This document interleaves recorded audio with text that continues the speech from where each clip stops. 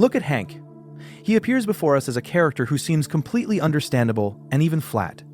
At the very beginning of the story, he is a loud, confident DEA agent. He loves being the center of attention. His jokes are often on the verge of foul play, and sometimes even past that line. For him, the world is divided into black and white. On one side are criminals who need to be caught. On the other are normal guys. Hank sincerely believes in his image of an alpha male. He is the embodiment of machismo. When we see him at family celebrations, he always dominates. He is the center of any company. He demonstrates his service, Glock 22, boasts about successes at work, and constantly teases Walter White. For Hank, Walt is the embodiment of weakness. A chemistry teacher, an egghead, a man who cannot stand up for himself. Hank doesn't just make fun of Walt. He validates himself at his expense. He believes that a man is defined by external attributes: strength, having a weapon, the ability to laugh loudly and not show fear. This stereotypical image of masculinity becomes a trap for Hank. He is so attached to his tough guy mask that he loses vigilance as a professional. It is precisely this arrogance that creates a blind spot. Why could he not catch Heisenberg for so long? Because his ego did not allow him to admit that the loser Walter could be a criminal genius. In Hank's world, such a thing is simply impossible. A criminal must look like a criminal. Heisenberg must be a dangerous monster from another world, not a relative who got cancer. But a living person hides beneath this armor, and the first crack appears after the clash with Tuco Salamanca. Officially, Hank is a hero. He single-handedly shot a dangerous drug lord in the desert. His colleagues admire him. They give him Tuco's grills sealed in clear plastic. For everyone else, this is a trophy, a symbol of victory. For Hank, it becomes the beginning of the end of his old personality. Hank bragging about this souvenir, but a shadow is visible in his eyes. He keeps this cube on his desk, but every time he looks at it, he does not see his triumph. He sees death. He sees the moment when his life could have ended. At some point, he secretly throws this trophy into the river. This is a deeply symbolic gesture. Hank throws away his old self-confidence. He begins to realize that he is not an invincible Rambo. He is vulnerable. And this realization causes him to have panic attacks. A panic attack is not just fear. This condition feels like a sudden wave of intense anxiety. It occurs for no apparent reason. The physical symptoms are terrible: rapid heartbeat, sweating, shaking, shortness of breath. At one point, Hank gets stuck in an elevator. This is one of the most powerful scenes of his destruction. We see how a huge, strong man turns into a frightened child who cannot breathe. His body betrays him. His psyche fails. For a real man like Hank, this is equivalent to disgrace. Therefore, he hides his attacks from Marie and Gomi. He fears that if he admits his vulnerability, his image of a tough cop will collapse forever. The true cause of these attacks lies in the conflict between his external self and internal experience.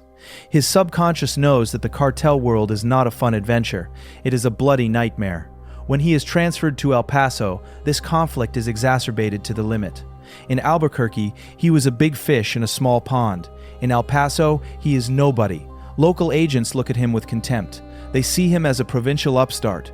The scene with Tortuga in El Paso completely breaks his old system of coordinates. An informant's head attached to a tortoise shell. This sight makes Hank nauseous. His Border Patrol colleagues laugh. They are used to such brutality. Hank, however, steps aside. His panic attack saves his life because the tortoise was booby-trapped. He survives physically, but his belief in a right and understandable world blows up along with that tortoise. The return to Albuquerque marks a period of deep depression. Hank no longer wants to play the role of Rambo. He falls into apathy. He does not want to leave the house. Here we encounter the concept of complementarity. Hank and Walter begin to swap places. While Walt turns into the ruthless Heisenberg, Hank becomes increasingly human and traumatized. But it is precisely Heisenberg who becomes a lifeline for Hank. Hank clings to the blue meth case as a way to regain his self-identity. He needs to prove that he is still a good detective, but his own ego still gets in his way. Think back to that scene. WW. I mean, how do you figure that is, yeah? Woodrow Wilson? Willy Wonka? Walter White? You got me. It is an indicator of how firmly the stereotype of Walt the loser is stuck in Hank's head. His professionalism loses to his pride. The situation changes after the attack by the Salamanca brothers. Hank is left disabled. He is bedridden. This is the hardest period of his evolution. His masculinity can no longer rely on physical strength. He becomes unbearable. He snaps at Marie. He behaves like a capricious child. Think back to the scene where he behaves terribly at the hospital. In this moment, minerals appear in his life. This is not a rock. This is a mineral for like the 10th time. Hank is obsessed with collecting. Why? Because in a world that has become chaotic and hostile, minerals are something constant. They have a structure, they have hardness, they do not change or betray. They are a symbol of the clarity and directness that Hank lost. His work with minerals is an attempt to restore his shattered inner world from small, hard pieces. As Hank begins to recover, we see the birth of a new type of courage. It is no longer loud laughter, it is stoicism. He learns to walk again. This requires an incredible act of will. Now he is not an alpha male by right of the strong. He is a man who defeated his own infirmity. His intuition sharpens. He begins to see what others do not see. For example, he is the only one who suspects Gustavo Fring. Fring is a man of the system. He is flawless. He is a philanthropist, the owner of a restaurant chain, a friend of the police. All the other DEA agents are charmed by him. But Hank senses the falsity. His extraordinary detective instinct tells him that a monster hides behind Gus's polite smile. Hank begins his private war against Fring. He does this despite the orders of his superiors. Now he acts not for the sake of awards or promotion, but for the sake of the truth. This is the beginning of his real transformation into a hero. The most important moment of the whole story happens in the most mundane place. Hank is sitting on the toilet at the White House. He is looking for something to read and finds Walt Whitman's book, Leaves of Grass. On the flyleaf is a dedication from GB to his other favorite WW. Shock, enlightenment. In a single instant, all the puzzle pieces fall into place. The blue meth, Walt's strange disappearances, the stacks of money. All this time, Heisenberg was sitting at the same table with him. This find is an irony of fate. Hank found the answer to the main question of his life at a moment of maximum vulnerability. From this moment on, his life is subordinated to a single goal: to catch Walt. Hank changes. His manner of speech becomes cold. His humor disappears. He no longer perceives the law as a set of formalities. For him, the law is now personal. Hank becomes a manipulator. To get to Walt, Hank at this stage of evolution is ready for anything. He is obsessed. Marie notices this when she says that he wants to put Walt away at any cost. Hank is truly ready to sacrifice everything. Reputation, career, family ties. His commitment to the law turns into fanaticism. The final stage of Hank's evolution takes place in the desert. He has finally put handcuffs on Walter White. For him, this is a moment of truth. He calls Marie to share the joy. He feels that the gestalt is closed, but the appearance of Jack's gang turns everything upside down. In this final shootout, we see who Hank Schrader has actually become. When Gomi dies, and Hank himself is wounded and lying on the sand, he does not lose his dignity. Walter frantically begs Jack to spare Hank. He offers a huge sum of money, $80 million. Walt still believes that everything can be bought. Hank, however, looks at the situation soberly. He calls Walt, You're the smartest guy I ever met. And you're too stupid to see. He made up his mind 10 minutes ago. Hank does not beg for mercy. He does not bargain. He accepts his death with a calmness and courage that he never had at the beginning of the series. He dies not as a macho man, but as a man with a capital M. He pronounces his name, Officer Hank Schrader. My name is Asac Schrader. At this moment, he completely merges with his ideal. He is the law. He is justice. His death is not a defeat. It is a triumph of the human spirit. Hank went from a caricatured, loud cop to a stoic hero who remains true to himself even in the face of the inevitable end. After his death, everything Walter built begins to crumble. Hank's death becomes the very turning point after which Heisenberg ceases to exist. Hank became the force that ultimately destroyed Walt's empire. The irony is that, at the beginning of the series, Hank was the clown brother-in-law, and at the end, he became Heisenberg's only worthy opponent. I think Hank is the only character who earned the right to be called a hero. He did not betray his ideals even at gunpoint. His evolution is a process of purifying himself from false masculinity. He stopped trying to appear to be a man and truly became one through suffering, through the realization of his weaknesses, and through the struggle against real evil. If in the first episodes the viewer could chuckle at Hank, in the finale, the viewer cries with Marie. We saw him fall into the abyss of depression. We saw his shaking hands during panic attacks. We saw his rage and his helplessness in a wheelchair. But we also saw him stand up every time.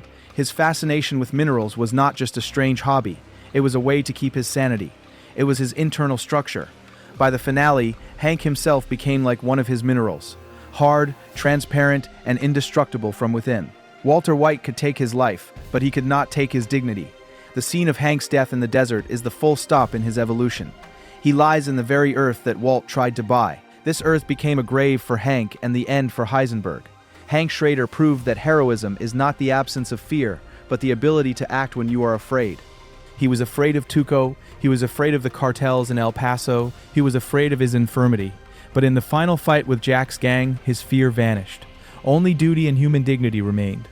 Many viewers wonder, why didn't Hank call for backup immediately when he caught Walt? The answer lies in his psychology.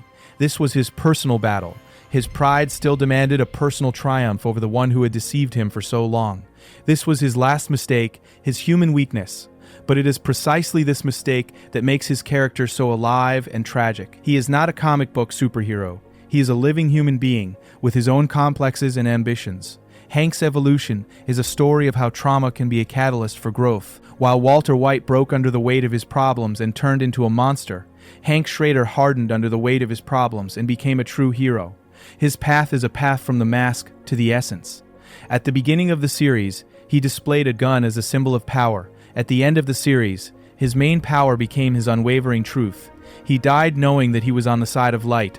Walter, on the other hand, was left to live, knowing that he had destroyed the only person who was truly a part of his family. Hank was the only one who followed the law to the end. In a world where cops can be corrupt and businessmen can be killers, Hank remained pure. He was a complex man. He could be rude and unjust, but at a critical moment, he always made the right choice.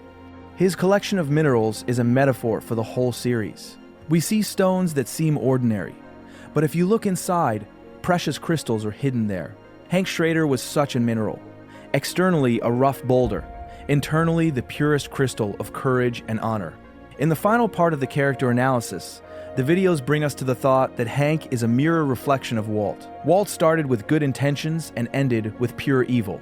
Hank started with superficial boasting and ended with pure heroism. These are two different trajectories of the same pain. The death of Hank Schrader is the most important moment of Breaking Bad. Without this finale, the story would simply be a tale about a chemist cooking drugs. Hank's death gives the entire series moral weight. It shows the price of Walter's ambitions. Hank is the price the world pays for the existence of Heisenberg. In the finale, we see Marie, who is left alone. We see the DEA, which lost its best agent. We see Walter, who realizes that he destroyed the most valuable thing he had. All this is the result of Hank's evolution. He became so important that his disappearance created a vacuum that cannot be filled. Hank Schrader is a reminder to us all. Real strength is not in never falling. Real strength is in recognizing your panic attacks, your weakness, your pain, and still going to the end, if it is an end in the name of truth. His evolution is complete. He became a legend, Officer Hank Schrader. His minerals will shine on the shelf, reminding us of a man who is harder than the toughest stone. And this truth will forever remain in the sands of that very desert where Heisenberg lost his last battle to a moral giant whom you once considered just a funny relative.